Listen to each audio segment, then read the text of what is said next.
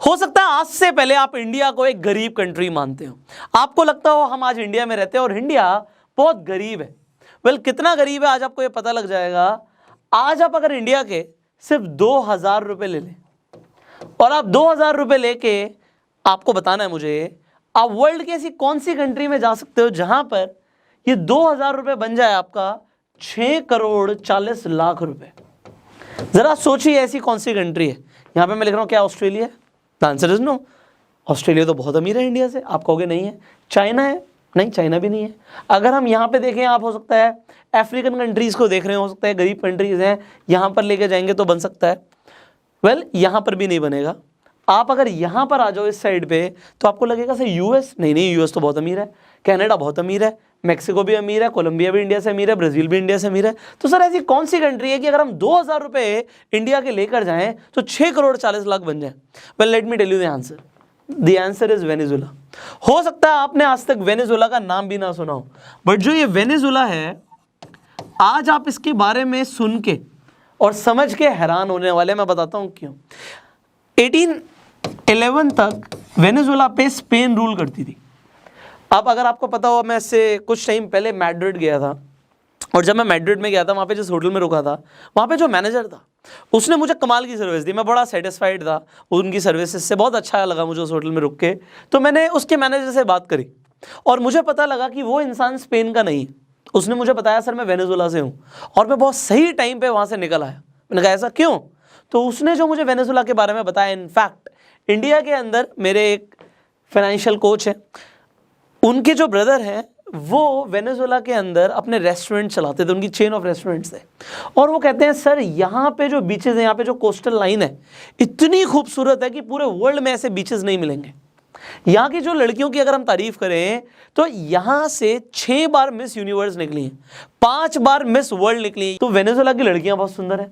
Venezuela के अंदर natural beauty बहुत अच्छी। यहाँ पे एंजल फॉल्स है जो दुनिया का सबसे ऊंचा वाटरफॉल है। तो यहाँ पर अगर आप घूमने के लिए जाओगे आपको बहुत अच्छा लगेगा। इनफैक्ट नेचुरल ब्यूटी बहुत अच्छी है, यहाँ के लोग भी बहुत अच्छे थे, अब नहीं है। तो जितनी मैं तारीफ कर रहा हूँ आपकी, ये तारीफ वेस्ट हो जाती है, क्योंकि मैं आपको बोलूँगा नहीं कि आप यहाँ पे घूमने जाइए। ऐसा क्यों है? क्योंकि अगर आप यहाँ पर घूमने गए, आपके 2000 रुपये यहाँ के 6 करोड़ 40 लाख रुपए तो हैं। आज आप ज़रा देखिए, यहाँ की करेंसी का नाम है बोलीवार। तो आज हम ज़रा INR टू बोलीवार देख लेते हैं, आपको थोड़ा खुद भी समझ आ जाएगा। आज यहाँ का, हमारा इंडिया का 1 रुपये यहाँ का 32,000 रुपये के बराबर है, ऑलमोस्ट मोटा मोटा 32,000 रुपये के आसपास। तो अगर आप देखेंगे 2000 रुपये 6 करोड़ 40 लाख रुपए होते हैं। तो आप 2000 रुपये में एक्चुअल में यहाँ पे ऐश कर सकते हो। ये अलग बात है अगर वहाँ पे आप कॉफ़ी पीने भी जाओगे, कॉफ़ी पीने भी जाओगे ना, आपको बोरे भर के पैसे लेके जाने पड़ेंगे, एक बैग भर के आपको पैसा देना पड़ेगा। यहाँ पे एक्चुअल में ऐसा है। आप कुछ ब्लॉगर्स की वीडियोस भी देख सकते हैं नेट पे, वो दिखाएंगे आपको वेनेजुला के अंदर अगर एक वो मोटर बाइक के पीछे भी बैठ जाते हैं तो दे हैव टू पे a lot of money. But वो लॉट ऑफ मनी कुछ होती नहीं है। क्यों? अगर आप वेनेजुला में जाते हैं तो आपको पता है वहाँ पे पेट्रोल का रेट क्या है। यहाँ पे गवर्नमेंट ने सब्सिडी दे रखी है, और ये क्यों दे रखी है मैं आपको बताऊंगा। ज़रा सोचिए कितना प्राइस होगा। इंडिया में तो 100 रुपये के आसपास है, यहाँ पे कितना है? 1.5 रुपये। एक्चुअल में 1.5 रुपये। अगर आप मोटर बाइक चलाते हैं ना तो 50 रुपये के अंदर आप पूरे महीने बाइक चलाइए, 50 रुपये में सिर्फ। पेट्रोल का रेट ही नहीं है, और ये आज से नहीं है, गवर्नमेंट ने रेट ही नहीं बढ़ाया पेट्रोल का। क्यों? क्योंकि आज इस कंट्री, ये आपको लग रहा होगा सर ये तो बहुत गरीब कंट्री है, बट इस गरीब कंट्री के पास ना सऊदी से ज़्यादा तेल है, सऊदी अरब से ज़्यादा तेल है इस कंट्री के पास। आज इंडिया भी जो तेल लेता है ना वो वेनेजुला से लेता है। मतलब इस कंट्री के पास इतना तेल है, पूरे वर्ल्ड के अंदर सबसे ज़्यादा तेल का परसेंटेज वेनेजुला के पास है, सऊदी से भी ज़्यादा परसेंटेज है। बट उसके बावजूद भी ये कंट्री गरीब हो गई है। इतनी गरीब हो गई है कि 50 लाख लोगों ने इस कंट्री को छोड़ दिया है। मैं 50 लाख की बात कर रहा हूं। बॉर्डर क्रॉस करके लोग, आप देखिए ये जो वेनेजुला है ये कोलंबिया से अपना बॉर्डर शेयर करता है। लोग एक्चुअल में वेनेजुला छोड़ के कोलंबिया के अंदर गए हैं, और कोलंबिया ने इन्हें जगह दी है, क्योंकि एक टाइम पे वेनेजुला इतना अमीर था कि उसने कोलंबिया की हेल्प करी। और अभी वेनेजुला के अच्छे दिन बिल्कुल भी नहीं चल रहे, बिल्कुल भी नहीं चल रहे। क्यों नहीं चल रहे मैं आपको बताता हूँ। सो यहाँ के एक प्रेसिडेंट थे जिनका नाम था हुगो चावेज। अब जब आप हुगो चावेज के बारे में पढ़ेंगे आपको सुन के बड़ी हैरानी होगी कि इतना बढ़िया प्रेसिडेंट पूरी दुनिया में कभी ना हुआ है और ना ही होगा। इन्होंने जितना अपनी पब्लिक के लिए किया इतना कोई प्रेसिडेंट सोच भी नहीं सकता। बट इन्हीं का किया करा है कि वेनेजुएला डूब गया। 1999 से लेके 2013 तक इन्होंने रूल किया। लोग इन्हें ऐसा मानते थे भगवान है जी ये, क्योंकि ये जितना करते थे इतना कोई नहीं करता था। 2013 में इनका देहांत हुआ। उसके बाद इन्हीं का जो राइट हैंड था जिनका नाम था निकोलस मुडारो, ये प्रेसिडेंट बन गए जी वेनेजुएला के। बट इन्हें लोग इतना नापसंद करते हैं कि आज की रेट में अगर किसी को सबसे ज्यादा गालियां पड़ती होंगी ना किसी भी पॉलिटिशियन को, तो ये सबसे नंबर 1 पे होंगे। ऐसा क्यों है? इन्होंने इतना बढ़िया किया, इन्होंने ऐसा नाम बना लिया कि भैया इससे बेकार आदमी नहीं हो सकता। ऐसा क्यों हुआ समझाता हूं मैं आपको। देखिए वेनेजुएला के पास मैंने आपको बताया था कि सबसे ज्यादा तेल है। वेनेजुएला के पास क्योंकि सबसे ज्यादा तेल है, वेनेजुएला ने तेल की सप्लाई करना शुरू किया पूरे वर्ल्ड को।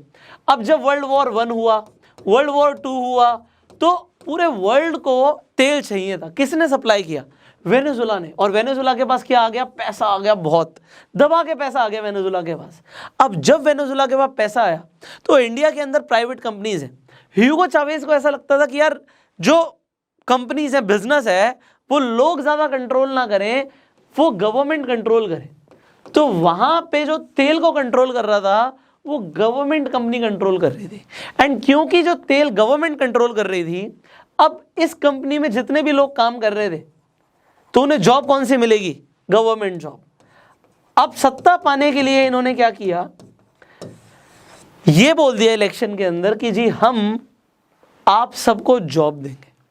और इन्होंने जॉब बांटनी शुरू करी। कमाल की बात है, जब हम कभी जॉब बांटते हैं, जॉब देते हैं, तो या तो वहां पे वैकेंसी निकलती है, भाई जॉब की जरूरत है, हमें जरूरत है काम करवाने की, इसलिए हम जॉब दे रहे हैं। बट इन्होंने कहा नहीं नहीं नहीं, बहुत पैसा है तेरे भाई के पास, पैसा बहुत है, हमारे पास पैसा बहुत है। इस कंपनी को बोला कि आप बस जॉब दो, लोग बस आए सुबह और शाम को चले जाएं, उन्हें कपड़े दो पहनने के लिए, ड्रेस दो, प्रॉपर यूनिफॉर्म्स दो, और कोई फर्क नहीं पड़ता वो काम करे ना करे, बस ये देखना चाहिए कि ह्यूगो चावेज ने जैसा बोला वैसा किया, नौकरियां दी हैं सबको।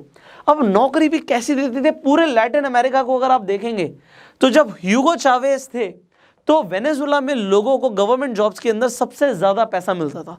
मतलब इनकी लीडरशिप में सबसे ज्यादा पेमेंट मिलती थी वेनेजुएला के लोगों को। तो वेनेजुएला के लोग बहुत खुश थे भाई, वो खुश क्यों ना हो, क्योंकि भाई गवर्नमेंट जॉब दे रही है और पैसा इतना दे रही है कि प्राइवेट काम करने की जरूरत ही नहीं है। अब लोगों को फ्री की आदत इन्होंने डालनी शुरू करी। फिर उन्होंने क्या किया, भाई तुम्हें घर चाहिए, घर मत खरीदो, घर भी गवर्नमेंट देगी, फ्री, बिल्कुल मुफ्त। लोगों ने कहा अरे वाह, घर फ्री, ऐसा लीडर तो हो ही नहीं सकता, मजा आ गया। फ्री में इन्होंने घर दे दिया। पैसा कहां से आ रहा था? भाई तेल निकाल रहे थे, तेल बेच रहे थे, पैसा आ रहा था, पैसा था, इन्होंने पैसा बांट दिया, यहां पे लोगों को जॉब दे दी, फ्री की नौकरियां दे दी, फ्री के घर दे दिए। अब लोगों ने कहा जी अब हमारे पास तेल इतना है तो तेल के रेट मत बढ़ाओ, सब्सिडी दो। अब जितना इन्हें खुद तेल पड़ता था, प्रोडक्शन कॉस्ट पड़ती थी, उससे कम में इन्होंने तेल बांटना शुरू किया। आज की डेट में भी यहाँ पे जो तेल का रेट है वो बढ़ा नहीं है। ये बंदा इतना रिस्क नहीं ले सकता तेल बढ़ा दे रेट, तो इसने 0.02 डॉलर में आज की रेट में इंडिया का ऑलमोस्ट 1.47 रुपीज़ के आसपास आपको 1 लीटर तेल मिल जाएगा। मतलब 1.5 रुपये के आसपास जो मैंने बताया था, आपको तेल मिल जाएगा 1 रुपये के, मतलब 1-1.5 रुपये के आसपास। तो यहाँ पे ये लीटर का रेट है। इतना सस्ता तेल इन्होंने बांटना शुरू किया। अब इसका पैसा कौन दे रही है? अगेन गवर्नमेंट दे रही है। तो उस टाइम पे जब पैसा आ रहा था, तेल बहुत है, हम देख लेंगे, देखा जाएगा, इन्होंने बहुत फ्री का बांटा। 2013 में मर गए, लोगों को लगा ओ भगवान चले गए जी हमारे, सब कुछ तो फ्री में दे रहे थे। बट जब इनका राइट हैंड आया 2015 के अंदर तेल के प्राइस क्रैश हो गए। इन्होंने क्या किया, फ्री में तो बहुत कुछ बांट दिया, किसी और बिजनेस की तरफ, किसी और सेक्टर की तरफ ध्यान ही नहीं दिया। बस हम तेल से पैसा कमाएंगे, ना एग्रीकल्चर की तरफ ध्यान दिया, ना मैन्युफैक्चरिंग यूनिट्स लगाई, ना किसी तरीके से सर्विस इंडस्ट्री में आगे बढ़े। भैया कुछ है ही नहीं इस देश में तेल के अलावा।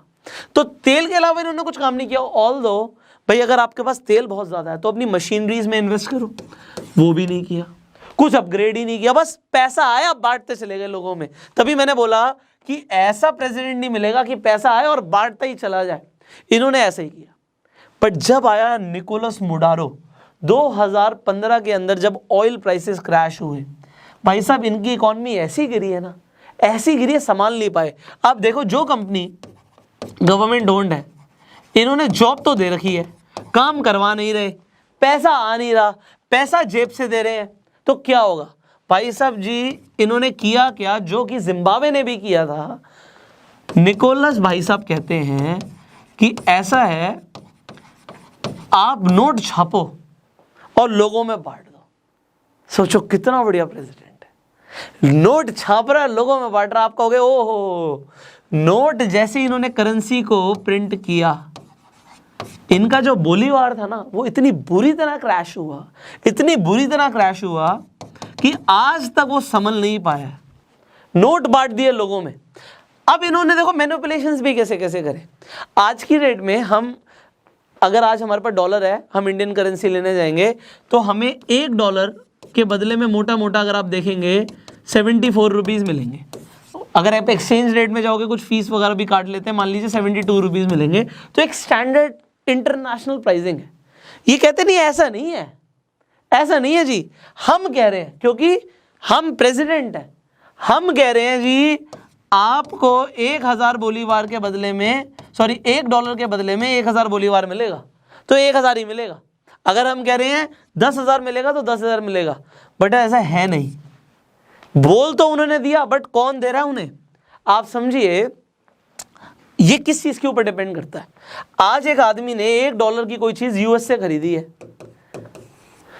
आज $1 की कीमत वहां पे, आप समझिए ना, आपको मैंने बताया कि ₹1 की कीमत जब 32,000 है तो 72 रुपीज की कीमत या 75 रुपीज की कीमत 32,000 इंटू 72 हो जाएगी ना। तो अगर तुम बोल दोगे कि 10,000 रुपए का है, तो इतना बेवकूफ कौन होगा जो यूएस में खर्च करके आ रहा है $1 और कोई सामान लेकर आ रहा है और तुम्हारी कंट्री में वो इतना सस्ता बेच दे? ऐसा नहीं होगा, और ऐसा हुआ भी नहीं। आज ये यूएस करेंसी को हर जगह एक्सेप्ट नहीं करते, बट इनके लोग बोलीवार को एक्सेप्ट नहीं करते क्योंकि बोलीवार में फ्लक्चुएशंस बहुत तेजी से आती हैं। इन्होंने एक्चुअल में इंस्टाग्राम पे पेजेस बना रखे हैं कि भैया आज का क्या रेट है वो देख लो। ऐसा तब भी हुआ था जब मैं उज्बेकिस्तान गया था। वहाँ पे जब हम एटीएम पे जाते हैं तो एटीएम पे वहाँ पे कार्ड नहीं लगाना होता, एक्चुअली में उनका सिस्टम अलग है। वो कहते हैं जी $1 डालो और आपको उज्बेकिस्तान की करेंसी वहाँ पे मिल जाएगी। तो सोम होती है वहाँ की करेंसी, तो आपको सोम निकलेंगे वहाँ से। अब हुआ क्या, जब भी मैं वहाँ पे $100 डालूं, हर बार अलग करेंसी निकले, कभी ज़्यादा निकल जाए पैसे, कभी कम निकल जाए। अगर सुबह और शाम में ही फ़र्क देखें तो हज़ारों सोम का फ़र्क आ रहा है, हज़ारों सोम का। तो ऐसी करेंसीज इतनी ज़्यादा फ्लक्चुएटिंग क्यों है? ये इसलिए है क्योंकि सरकार की गलतियाँ हैं, बहुत सारी गलतियाँ हैं। तो यहाँ पे जो करेंसी प्रिंट कर गई यहाँ पे गवर्नमेंट, और उसके बाद खुद से करेंसी का प्राइस डिसाइड कर रही है, इसने यहाँ की इकॉनमी को कोलैप्स कर दिया पूरी तरीके से। अब आप थोड़ी सी यहाँ पे कंडीशन को समझिएगा, हुआ क्या लोगों के साथ। लोगों ने यहाँ पे घर छोड़े अपने, मैंने बोला 50 लाख लोग माइग्रेट कर गए। अब सोच सकते हो 50 लाख लोग इस देश को छोड़ के चले गए। आप एक देश में रहते हो, अपना घर छोड़ के जा सकते हो? आप जहाँ पे आप पले बड़े हो, जहाँ पे आपके सारे रिश्तेदार हैं, उसे छोड़ के मैं आपको बोलूँ ईरान में जाके शिफ्ट हो जाओ, आप चले जाओगे? तुर्की में चले जाओगे? आप चले जाओ जी कनाडा में, आपको हाँ कनाडा में बड़ा मज़ा आएगा। तो कनाडा तो लोग जा रहे हैं छोड़ के, बट कहने का मतलब है कि आपको दूसरी कंट्री एक्सेप्ट भी तो करें, लोग नहीं कर रहे। यहाँ पे इतनी बुरी हालत है आज की डेट में, जो लोग फ्लाइट से उतरते हैं, उतरने के बाद आप फ्लाइट से उतरे हो, इन्हें लगता भाई ये पता नहीं कितने अमीर आदमी है, क्योंकि फ्लाइट करके गया था। यहाँ पे आज की डेट में इंसान इंसान को खा रहा है। आपको बिलीव नहीं है, आप इंटरनेट पे पढ़ सकते हो, खाने को नहीं है इस कंट्री के पास। इस कंट्री में आप सोचिए आपकी कोई दवाइयाँ चल रही हैं, डायबिटीज़ की दवाई चल रही है, बीपी की दवाई चल रही है, एकदम से वो मिलना बंद हो जाए, मिले ही ना, पैसे तो छोड़ो, आप कहोगे मैं पैसे देने के लिए तैयार हूँ, मिले ही ना, तो कैसा होगा? आप कहोगे ऐसा इंडिया के अंदर नहीं हो सकता, बट यहाँ पे हुआ है। 50% मेडिसिन यहाँ पे अवेलेबल ही नहीं है जो कि कॉमनली यूज होती हैं। तो एडवांस हेल्थ केयर की तो बात ही छोड़ दीजिए। अब यहाँ पे कोविड भी पहुंच चुका है, सिचुएशन बदतर होती जा रही है, यहाँ पे रुक ही नहीं रही। अब मैं बोल रहा हूँ इंसान इंसान को खा रहा है। आप एयरपोर्ट से उतरते हो, आपके पास पैसा बहुत है, आपको उठा लेते हैं, किडनैप कर लेते हैं, मर्डर कर देते हैं। ये जो मैं बोल रहा हूँ जितनी आसानी से, ये इतनी आसानी से यहाँ पे हो रहा है। लोगों को लूटा जा रहा है, लोगों को खाया जा रहा है, और इतना बुरा किसी कंट्री के साथ नहीं हो सकता था। यूएस ने बीच में कई बार बात करी कि जी हम कंट्रोल ले आते हैं, मतलब पूरा का पूरा ये वेनेजुला खरीदने के चक्कर में है क्योंकि इतना सस्ता हो गया सब कुछ। देखिए यहाँ की इकॉनमी कब रिवाइव करेगी we do not know, but जब हम बोलते हैं ना कि सरकार हमारी मदद करे, हम सरकार से कुछ मांगते हैं, मैं आम लोगों से बात कर रहा हूँ, जब भी आप गवर्नमेंट से हेल्प मांगते हो, ये गवर्नमेंट से हेल्प मांगने के चक्कर में आप कहते हो हमें फ्री का सब कुछ मिल जाए, फ्री की बिजली मिल जाए, फ्री का पानी मिल जाए। गवर्नमेंट को पास पैसा आता कहाँ से है? कैसे आएगा पैसा? उनके पास किसका पैसा है? आपका पैसा, टैक्स देते हो पैसा आ रहा है, या फिर गवर्नमेंट कमाई कर रही है कुछ वहां पे। तो चलो जी, कंपनियां जो थी वो कैपिटलिस्टिक कंट्री नहीं है, वहां पे कैपिटलिज्म इतना ज्यादा नहीं है, तो गवर्नमेंट की कंपनी थी, गवर्नमेंट ने प्रॉफिट कमाया, बट किस देश के रिसोर्स यूज करके? उसी देश के। तो गवर्नमेंट में जो पॉलिटिशियंस है ना, वो खुद पैसा बनाने के चक्कर में होते हैं, और आपको फ्री इसलिए देते हैं कि आपके वोट्स मिल जाए उन्हें। आप जितनी बार फ्री फ्री फ्री बोलते हो, वो प्रेशर, वो दबाव गवर्नमेंट पे आता है। और फ्री की चीजें ज्यादा ना मांगे कि गवर्नमेंट को ही बोलें कि सब कुछ फ्री में दो, हमें सब्सिडी दो, हमें ये दो वो दो। डेफिनेटली जरूरत है उस वर्ग को उठाने की जो एक्चुअल में सरवाइव भी नहीं कर पा रहा, वहां पे जरूरत है। समझ आता है कि भैया कुछ भी नहीं है, खाने को भी नहीं है, तो वहां पे गवर्नमेंट से हेल्प मांगते हैं लोग। बट इंडिया के अंदर अभी भी मेंटालिटी है वही गवर्नमेंट जॉब्स, हमें गवर्नमेंट जॉब चाहिए। बट गवर्नमेंट कहां से देगी अगर वैकेंसी नहीं है? अगर इंडिया में भी सिर्फ ये वोट्स पाने के चक्कर में वही किया गया जो हुगो चावेज ने किया था, क्या होगा? बस नौकरियां दे दो क्योंकि हमें वोट मिल जाएंगे, हम दिखाएंगे हमने इतनी नौकरियां दी हैं, अगली बार भी हम ही खड़े हो जाएंगे, और फिर इंडिया डूब जाएगा। इंडिया कैसे उठेगा? जब यहां पे सेल्फ मेड लोग निकलेंगे। We want self made people. देखो, मैं आपको इंस्पायर करना चाहता हूं आज कि आप सेल्फ मेड बनो। इस फ्री के चक्कर में देश को बर्बाद मत करो, और लोगों को भी बोलो। यहाँ पे जब गवर्नमेंट, मैं अपने ड्राइवर की बात करता हूँ, मैंने अपने ड्राइवर से अभी कुछ दिन पहले पूछा कि गवर्नमेंट ने इतनी फैसिलिटीज़ दी, इतनी स्कीम्स दी, आपने कितनी स्कीम्स का फ़ायदा उठाया? उन्होंने बड़े प्राउडली ये चीज़ बोली, सर मैंने और मेरे फादर ने आज तक गवर्नमेंट से 1 रुपये की हेल्प नहीं ली, हमने अपना राशन कार्ड तक नहीं बनवाया। देखो, मेरे ड्राइवर हैं, डेफिनेटली बहुत ज़्यादा अमीर तो नहीं होंगे, बहुत ज़्यादा पैसे नहीं कमाते होंगे, ऑल दो मेरे जो ड्राइवर हैं उनके पास अपनी लैंड, अपनी ज़मीनें हैं, वो अच्छा कमाते भी हैं, मेरे साथ रह के वो खुश हैं, ही इज़ हैप्पी, सेटिस्फाइड। देखो, हर किसी का सेटिस्फैक्शन लेवल होता है, हर कोई करोड़पति नहीं बनना चाहता, but yes they are satisfied. And they said, sir जब हम कमा रहे हैं, अपने पैरों पे खड़े हैं, हमारी ज़मीन पे खेती हो रही है और हम कर रहे हैं, ठीक है, हम ना गवर्नमेंट को कोस रहे, ना उससे पैसे मांग रहे हैं, हम आत्मनिर्भर हैं, हम सेल्फ मेड हैं। और यही सुनना था मुझे कि वो सेल्फ मेड है, भाई मैं खुद से पैरों पे खड़ा हूं और मुझे गवर्नमेंट की हेल्प नहीं चाहिए। उल्टा अगर मैं टैक्स देता हूं या मैं कुछ खरीदता हूं, डायरेक्ट टैक्स नहीं देते, मान लो बहुत ज्यादा इनकम नहीं है कि डायरेक्ट टैक्सेशन के अंदर आए, इनडायरेक्ट टैक्स दे रहे हैं, तो मैं ही उल्टा दे रहा हूं, मैं मांग नहीं रहा कुछ। क्योंकि अगर मैं ही मांगने लग जाऊंगा, आज मेरे पास है, आप देखोगे ऐसे बहुत सारे लोग हैं इंडिया के अंदर, इतने अमीर है कि उन्हें राशन कार्ड बनवाने की जरूरत नहीं है, बट फिर भी वो राशन खरीद के ले आते हैं। क्यों जी? फ्री का मिल रहा है। पैसा होने के बावजूद भी गवर्नमेंट की हेल्प चाहिए, और जिनको एक्चुअल में चाहिए होती है उन्हें मिलती नहीं। ऐसा मैं ये नहीं कह रहा गवर्नमेंट हेल्प ना करे, डेफिनेटली करे, उस वर्ग की जिसे जरूरत है। पर इंडिया के अंदर मुझे बड़ा बुरा लगता है देखते हुए, जिन्हें जरूरत नहीं भी है वो भी अगर हेल्प लेते हैं तो। और आप ऐसे बनो कि आप हेल्प कर सको, मांगो मत। इस वीडियो को मैं एंड करना चाहूंगा एक बहुत पावरफुल स्टोरी के साथ। एक बार 2 फ्रेंड्स थे, दोनों ही ऐसे थे कि उन्होंने बहुत मुश्किल से अपनी जिंदगी गुजारी, पैसा नहीं था, बहुत तकलीफ में जिंदगी जी, और दोनों ने भगवान से दुआएं मांगी। एक ने दुआ मांगी कि भगवान तूने मुझे बहुत तकलीफें दी हैं, मैंने बहुत तकलीफों में अपनी जिंदगी गुजारी है, अगली जिंदगी में तू मुझे ऐसा बनाइयो कि मुझे रोज पैसा मिले, जो इंसान मुझसे मिले वो मुझे पैसा देकर जाए, हर घंटे पैसा आ रहा हो मेरे पास, ऐसा बनाइयो। भगवान ने क्या बोला? तथास्तु। उसी का फ्रेंड, उसने बोला कि भगवान देखो, मैंने बहुत अच्छे से अपनी जिंदगी जी, कम था बट मैंने कम में गुजारा किया, बट अगली जिंदगी में मुझे ऐसा बनाना कि मैं लोगों की मदद कर पाऊं, मेरे पास पैसा हो, मैं लोगों को दे पाऊं। अगला जन्म होता है दोनों का, एक को भगवान बना देता है भिखारी। अब जब एक इंसान भिखारी बन जाता है, कटोरा हाथ में होता है, जो इंसान उससे मिलता है उसे पैसे देके जाता है, रोज पैसा आ रहा है उसके पास, हर घंटे पैसा आ रहा है उसके पास, कोई ना कोई आके पैसा देके जा रहा है। और जिस इंसान ने बोला, जो थैंकफुल था कि भगवान तुमने मुझे कम दिया, मैंने गुजारा किया, बट ऐसा बनाना कि मैं लोगों की मदद कर पाऊं, उसे उस शहर का सबसे अमीर आदमी बना देते हैं भगवान, और वो इतना धनी बन जाता है कि वो लोगों की मदद कर पाता है। तो बड़ा ध्यान से सोचिए कि आप मांग क्या रहे हो। अगर आपको ये वीडियो अच्छी लगी और आपको मैसेज अच्छा लगा, तो इस वीडियो में सबसे अच्छा क्या लगा वो नीचे कमेंट करके बताइएगा। लड़कियां, वेनेजुएला की लड़कियां बड़ी खूबसूरत है, या फिर इस वीडियो का मैसेज। वेल, जो भी आपको समझ आया, सबकी सोच अलग है, नीचे कमेंट करके बताइएगा। वीडियो अच्छी लगी जल्दी से लाइक कर दीजिए। इसी तरीके की और पावरफुल वीडियोस आप देखना चाहते हैं, मुझे कैसे पता लगेगा? कमेंट में लिखो ना। शेयर करो इस वीडियो को, सो दैट लोगों को समझ आए कि वेनेजुएला के साथ जो हुआ वो इंडिया के साथ ना हो। और शेयर करोगे तभी इंफॉर्मेशन लोगों तक पहुंचेगी। यूट्यूब पे वीडियो को देख रहे हो, सब्सक्राइब करो, नोटिफिकेशन बेल पे क्लिक करो, और फेसबुक पे देख रहे हैं तो फॉलो कीजिए। I will see you in the next video. Till that time, you go self made.